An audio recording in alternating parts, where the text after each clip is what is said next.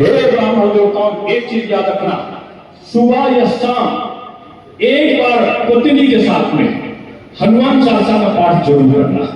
हनुमान चालीसा के साथ साथ एक दिन हफ्ते में जब कभी तो बजरंग बाण का पाठ भी जरूर करना। आप में जो संस्कार होता है दूसरे उसकी नकल करते हैं।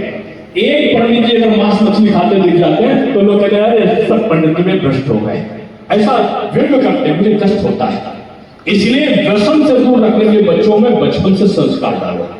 एक पंडित जी मुझे मिले, बहुत बड़े उद्योगपति, मैं राज्यसभा की लॉबी में बैठा था, मेरे पास आए, बोले डॉक्टर साहब आज आपका भाषण बहुत अच्छा है, मैं बजट को बोल रहा था राज्यसभा में, बहुत अच्छा बोला आपने, आपको आपके पिताजी ने पुण्य किए होंगे। मैं चुप रहा, बोले क्या करते थे? हमका मेरे पिताजी पंडिताई करते थे। अच्छा, पंडित अपना दक्षिणा भी बहुत कम मिलती थी उस समय, वो ब्राह्मण भी थे, पंडिताई भी पहलवान भी थे। बोले मेरा तो दुर्भाग्य है, मेरा बेटा जब हुआ ना तो मेरा बेटा बोलता था कि पापा मुझे साइकिल चाहिए, मैं स्कूटर लाके देता। कहता कि स्कूटर चाहिए तो मैं नई से नई गाड़ी लेके BMW से लेके देता था। वो कहता था यहाँ पढ़ना है, मैं पूरे कॉलेज के टीचर को घर पे बुला देता था। वो कहता था मुझे नैनीताल जाना है, मैं स्विट्जरलैंड घुमाता था। हमका हुआ क्या? बोले हुआ कुछ नहीं, नशा करने लगा। आज जो है वो नशा भी करता और मुझे गाली देता है फोन पर, और घर पे नहीं रहता। एक ही लड़का, मैं क्या करूं? हमने कहा बचपन में बच्चे को आप खिलौना ना देते पंडित जी तो एक बार होने के बाद आपका बच्चा चुप हो जाता है। अगर आपने बच्चे को बचपन में संस्कार दे दिए होते तो बड़ा होकर आज आपको ना रोना पड़ता है।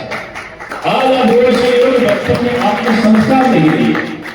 आप सबसे मैं कहता जो पंडित जी लोग उपनयन संस्कार नहीं करते बच्चों का, आप अभियान चलाओ उपनयन संस्कार का, आप चलाओ कि हम हर घर में उपनयन संस्कार वाला जरूर होगा, इसमें गुरु को स्थान मिलेगा। आप हर घर में ये चलाओ कि हम जन्मदिन मनाएंगे तो किसी भी कीमत पर जहां पर केक काटा जाएगा ना हम खड़े होंगे ना हम जाएंगे। जिसके जन्मदिन में मोमबत्ती बुझाई जाएगी हम नहीं जाएंगे, इसका संकल्प लो।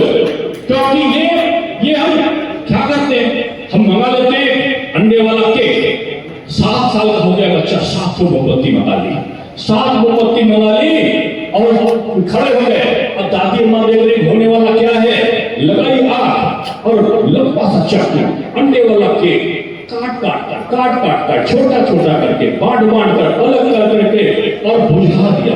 जीवन के प्रकाश की जगह अंधकार कर दिया और कह दिया कि हैप्पी बर्थडे टू यू। नहीं, बचपन में अम्मा गुलगुला बनाती थी, बचपन में सत्यनारायण भगवान की कथा होती थी, सुंदर कांड होता था और जीवन में प्रज्वलन हो तो जलाई जाती थी, दीप जलाया जाता था।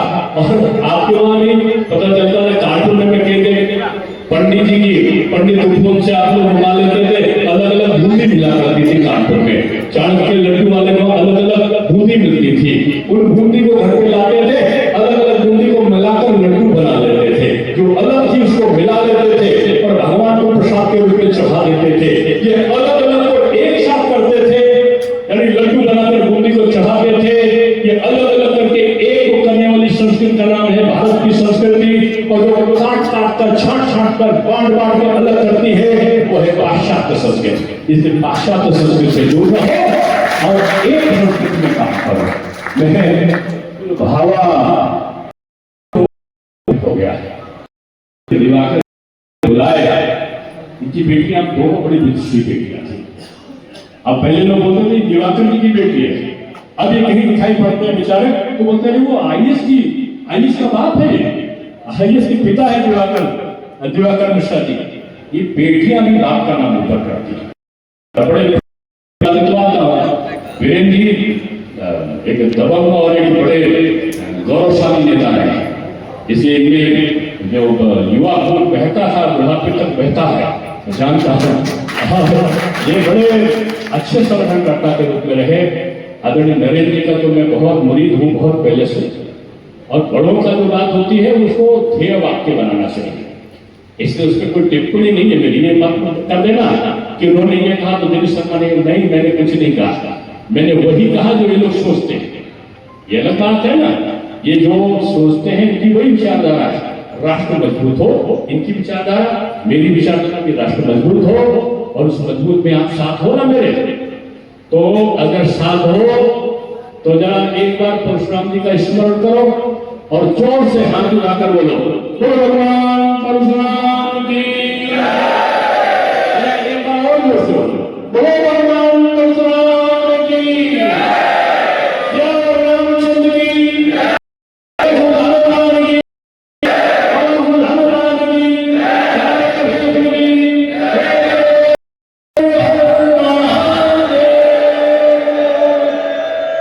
आपकी शक्ति आ गई, देखो ना,